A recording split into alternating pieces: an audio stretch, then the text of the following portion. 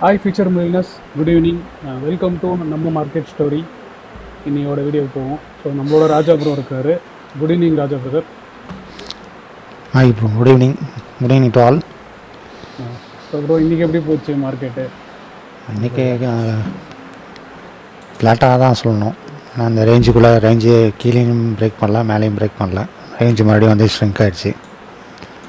So last மினிட்ல அதே மாதிரி விக்ஸு கொஞ்சம் ஏறிச்சு. ஓகே, அதான் இன்றைக்கி அந்த இதுன்னு சொல்லியிருக்காங்கல்ல, அந்த 14th தள்ளி வச்சது. ஆமாம் டேரிஃப்க்கான ஆமாம். சுப்ரீம் கோர்ட்டோட வேர்டிக்ட் வந்து இதுன்னு சொல்லியிருக்காங்க. ஆமாம். ஓகே. ஸோ ஓப்பன் இன்ட்ரெஸ்ட்டும் வந்து பார்த்திங்கன்னா ரெண்டு பக்கமும் ஆட் ஆனிச்சு. இனிஷியலாக காலையில் வந்து பார்த்திங்கன்னா கால் புட்டடிஷன் தான் ஜாஸ்தி ஆகிட்டே இருந்தது. ஸோ மதியானத்துக்கு மேலே பார்க்கும்போது பார்த்திங்கன்னா ரெண்டும் வந்து பேலன்ஸ்ட் ஆகிடுச்சு. ஓகே. ஸோ இந்த டைமுக்கு மேலே 1:45 மேலே பார்த்தோம்னா ரெண்டும் பேலன்ஸ்ட் ஆகிடுச்சு. அதுக்கப்புறம் ஸோ இப்போ இந்த ஈவெண்ட்டுக்காக அப்படியே கேரி பண்ணி எடுத்துன்னு போகிறாங்க. ஆமாம். இப்போ காலையில் பார்த்தீங்கன்னா நல்ல காலோட புட் அடிஷன் நல்லா இருந்தது. ஸோ மேலே போகும் அப்படின்னு தான் எதிர்பார்த்தோம். ஸோ 1 மணிக்கு மேலே வந்து அது அப்படியே கான்ட்ராஸ்ட்டாக மாறிடுச்சு. ரெண்டும் வந்து பேலன்ஸ்டாக மாறிடுச்சு. சார்ட் எடுங்க. சார்ட்டில் வந்து இன்ட்ராடே சார்ட்டு. ஸோ அதனால் கேப் தான் ஓப்பன் ஆனது இல்லை, டவுனில் தான் ஓப்பன் ஆச்சுல்ல. ஆமாம். அதனால் ஓகே ஓகே. இல்லை, நானும் அதான் எதிர்பார்த்தேன். ஆக்சுவலாக சேனல்லேயும் போட்டிருந்தோம். அதாவது நானும் வந்து இந்த நியூஸை பேஸ் பண்ணி அந்த ரெசிஸ்டன்ஸ் வரும்போது புக் பண்ணிக்கிறது பெட்டராக இருக்கும் அப்படின்னு தான் யோசித்தேன். ஆனால் அங்கே பார்த்தீங்கன்னா 140 பாயிண்ட் ஃபால் வரும் நானும் எதிர்பார்க்கல. ஆனால் புக் பண்ணது திரும்பியும் வந்து கடைசியில் அந்த டிப்பில் வந்து லாங் எடுத்தேன் நான். ஆனால் அதான் ஹெட்ஜஸோடு தான் எடுத்திருக்கேன், லாங் வியூவாக தான் எடுத்திருக்கேன். ஓகே. ஆனால் அதான் இப்போ நியூஸ் இருக்குது. இந்த இது பற்றி எதாவது பேசினாங்களா? அப்போது இந்தியாவும் யூஎஸும் ட்ரேட் டீல் பற்றி ஏதோ நெகோஷியேட் பண்ணுவாங்க அப்படின்னு 2 நாள் முன்னாடி அந்த செக்ரட்டரி சொல்லியிருந்தார்ல. இல்லை, அதை பற்றி இன்னும் அப்டேட் வரல. அது வந்து இன்னும் மல்டிபிள் ரவுண்ட்ஸ் ஆஃப் இதான் டாக்ஸ் வந்து போகணும்னு நினைக்கிறேன் அது. ஆனால் வந்து ஈரான் பிரச்சனை வந்து இஷ்யூ ஆகும் போல இருக்குது. இன்றைக்கி சாயந்தரம் நிறைய ட்வீட்லாம் போட்டிருக்காரு ட்ரம்ப்பு. ஸோ இந்தியாவும் வந்து பார்த்திங்கன்னா கிடைக்கிற டிரான்ஸ்போர்ட் வச்சு எல்லாம் எவாக்குவேட் ஆகுங்க அப்படின்னு சொல்லிட்டாங்க. ஆமாம், அது 2 நாளுக்கு முன்னாடி அது எல்லாமே இருந்ததுல்ல. எல்லா கண்ட்ரிஸும் வந்து அந்த மாதிரி ஈரானில் இருக்கிறவங்களாம் வெளில வாங்கன்னு சொல்லி அட்வைஸும் பண்ணியிருந்தாங்க. ஆமாம். இவர் சும்மா இருக்க மாட்டார்னு நினைக்கிறேன் ட்ரம்ப். ஏன்னா ஒரு சேட்டையை பண்ணி விட்டுருவாருன்னு நினைக்கிறேன். ஸோ நம்மளுக்கும் அவர் 4 பேர் பிரேக் இருக்குது. அவர் ட்வீட்டில் என்ன சொல்லியிருக்காருன்னா, கவர்மெண்ட் ஆஃபீஸு இதெல்லாம் போய் நீங்கள் வந்து அங்கே ஈரான் மக்கள் என்ன சொல்கிறாங்கன்னா, கவர்மெண்ட் ஆஃபீஸு கவர்மெண்ட் சாப்பிட்டதெல்லாம் நீங்கள் போய் கேப்சர் பண்ணிக்கோங்க, உங்களுக்காக நாங்கள் ஹெல்ப் பண்ண வரோம் அப்படின்னே ட்வீட் போடுறாரு. ஓ ஓகே. ஓ, இவர் பிரசிடெண்ட்டாக இல்லை வேறு ஏதாவது தெரியல. ஓகே. அவர் வன்முறை தோன்ற மாதிரி போடுறாருங்களா? ஆமாம். கிட்டத்தட்ட நாங்கள் இருக்கோம், நீங்கள் போய் எதுனா சேட்டப் பண்ணுங்க, நாங்கள் பேக்கப் இருக்கோன்ற மாதிரி சொல்கிறாரு. ஆமாம் ஆமாம். Okay okay. இல்லை, 2 நாளைக்கு முன்னாடி ஏதோ யூஎஸ் டேங்கர் வந்து ஈரானோட இதுக்குள்ள போச்சு அப்படின்ற. ஆமாம் ஆமாம். அப்பயே இதே தான் மோஸ்ட்லி எல்லா நாட்டுக்காரங்களும் சொன்னாங்க. அவங்க இங்கே இருக்கிறவங்கெல்லாம் மோஸ்ட்லி ரிட்ரீட் பண்ணிங்க, ஈரானில் இருக்காதீங்க அப்படின்ற மாதிரி சொன்னாங்க. இப்போ இவரு இந்த செட்டப் பண்ணி வச்சிருக்கிறாரு. நான் வந்து தெரியல. நாளைக்கு வேறு லீவு நம்மளுக்கு, பொங்கல்னு சொல்லிட்டு. ஸோ அப்போ ஒரு கேப் டவுன் எதிர்பார்க்கலாம். கண்டிப்பாக ஏதோ சம்பவம் பண்ணாருன்னா நடக்கும். நம்மளுக்கும் வேறு கேப்பாக போயிடுச்சு ஒரு நாள். அதனால் நம்மளாலையும் ஒன்றும் பெருசாக பண்ண முடியாது. சரி, ஓகே. இங்கே வந்து இப்போ மார்க்கெட்டோட எதிர்பார்ப்பு என்னவா இருக்க போகுது? இப்போ பீப்புளோட ட்ரேடிங் எக்ஸ்பெக்டேஷன் என்னவா இருக்கலாம்? அப்புறம் நேற்று சொன்ன மாதிரி தான், இந்த ஹை தானே தான் அடுத்த புல்லிஷே வந்து நமக்கு பெரிய புல்லிஷே கிடைக்கும். ஒன்று அந்த ஹை தோணும், அப்படி இல்லைன்னா இந்த கடைசியாக ஒரு லோ அந்த லோ உடையும். அப்போ தான் ஒரு கிளாரிட்டியாக கிடைக்கும். கரெக்டுங்களா?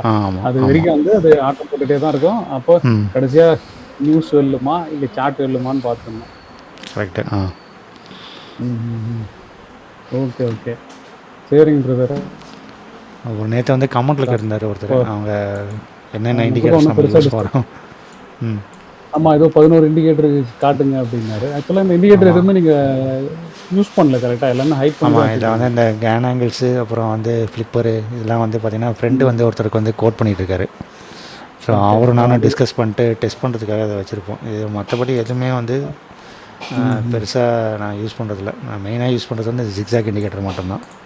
ஓகே. அவர் ஒருவேளை இந்த டிராயிங் எல்லாம் பார்த்துட்டு நிறைய ஆட் பண்ணி வச்சுருக்கோம் அப்படின்னு நினச்சிட்டு ஃப்ரீ வெர்ஷன் தான் யூஸ் பண்ணுறேன். ஆனால் ஒன்றுக்கு மேலே யூஸ் பண்ண முடியாது, 2 இண்டிகேட்டர் தான் யூஸ் பண்ண முடியும். ஓகே. அதனால் நீங்கள் அது எல்லாமே நம்ம கமெண்ட் பண்ணி வச்சுருக்குறோம்ல. ஆமாம். லோவர் ஐ சப்போர்ட் ரெசிஸ்டன்ஸ் ஆமாம் ஆமாம் டிமாண்ட் சப்ளை எல்லாத்தையும். ஆமாம். ஸோ பிரதர் நீங்கள் கேட்டிருந்தீங்க அந்த 11 இண்டிகேட்டர் என்னதுன்னு காமிங்கன்னு. அது 11 இண்டிகேட்டர் ஒன்றுமே இல்லை. அவர் அது மாதிரி ஆக்சுவலாக ம் இல்லை, அவர் மோஸ்ட்லி எல்லாமே நம்ம ஹைட் கிளைண்ட் பண்ணி எல்லாம் வச்சிருக்காரு. கரெக்டு. அதை மோஸ்ட்லி நம்ம பற்றி கிளைண்ட் எல்லாமே இது யூஸ் பண்ணுறாங்க. நம்ம கிளைண்ட்ஸ் எல்லாமே இந்த ஜிக்ஸாக் தான் யூஸ் பண்ணுறாங்க. எங்களோட ஸ்டூடெண்ட்ஸ் எல்லாருமே இதுதான் யூஸ் பண்ணுறாங்க. ஏன்னா அட்லீஸ்ட் பார்க்க ஈஸியாக இருக்கும். சப்ளை டிமாண்ட் யூஸ் பண்ணுறதுக்கும் லோவர் லோ ஆமாம் ஆமாம். ஹையர் ஐ லோவர் லோ அந்த ட்ரெண்ட் ஃபார்மேஷன் பார்க்கறதுக்கும் யூஸ் பண்ணுறாங்க. கரெக்ட். ஏன்னா நிறைய பேர் வந்து ப்ரீமியம் இல்லாததுனால நாங்கள் அதை கிளப் பண்ணி இண்டிவிஜுவலாக கோட் பண்ணி என்னோட ஸ்டூடெண்ட்ஸுக்குலாம் கொடுத்து வச்சிருக்கிறோம். ஏன்னா 2 இண்டிகேட்டர் மேலே ஆட் பண்ண முடியாதுன்ற ஒரே ஒரு காரணத்தினால. ஸோ இன்கேஸ் ம் நீங்களும் ஆஸ் அ லேர்னராக வேணும் அப்படின்னீங்கன்னா நீங்கள் ராஜா ப்ரோ ரீச் அவுட் பண்ணுங்கள். அவர் உங்களுக்கு முடிஞ்ச அளவுக்கு இந்த இண்டிகேட்டர் வந்து எப்படி செட்டப் பண்ணுறதுன்றதும் உங்களுக்கு கொடுப்பாரு. ஸோ வந்து இது வந்து 3 இஎம்ஐ போடுற மாதிரி வச்சுருக்கோம். தேவைப்பட்டால் போட்டுப்போம், இல்லாட்டி இல்லை. ஸோ அதே மாதிரி வந்து பார்த்திங்கன்னா விவேப் இருக்கும்.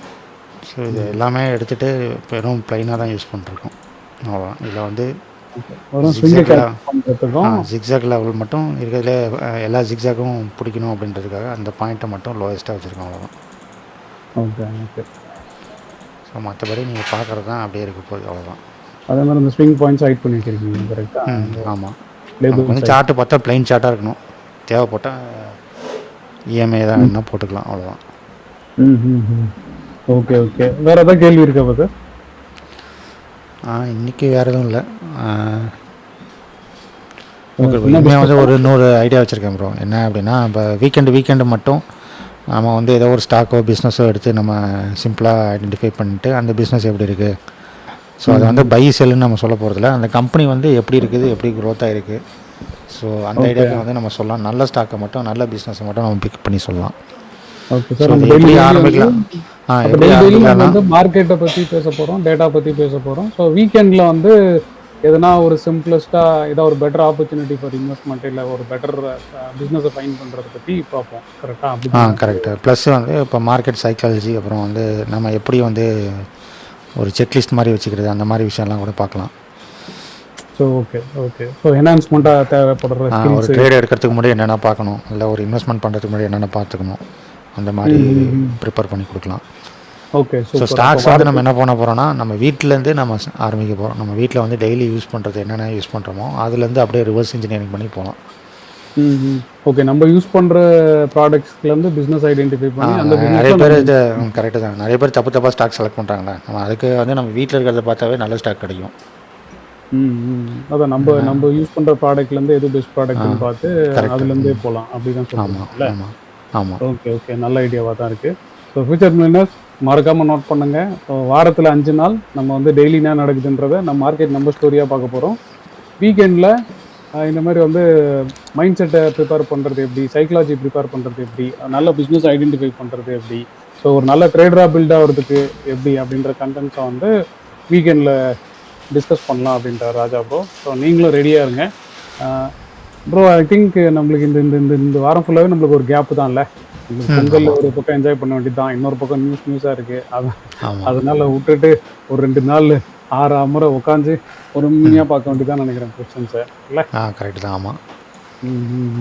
சரி ஓகே. இன்னைக்கு நைட்டு ட்ரம்ப் அந்த என்ன நியூஸ் வருதுன்னு பார்ப்போம். இன்கேஸ் யூஎஸ்டியில் ஏதாவது வந்ததுனாலும் என்னன்னு பார்ப்போம். So okay. நாளைக்கு நம்ம வீடியோ போட மாட்டோம். ஏன்னா ட்ரேடிங் டே லீவுன்றதுனால நாளைக்கு பார்ப்போம். ஏதாவது நியூஸ் அப்டேட் வந்துச்சுன்னா நம்ம சேனல்ல வந்து எதனா ஒரு அப்டேட் கொடுத்துருவோம். Okay okay okay. சரி okay brother. Wish you happy Pongal and wish you happy Pongal all of you guys. நல்லா என்ஜாய் பண்ணுங்க. ஃப்ரைடே மீட் பண்ணலாம். Till then signing off Damodaran and Raja bro. Okay. Happy Pongal to all.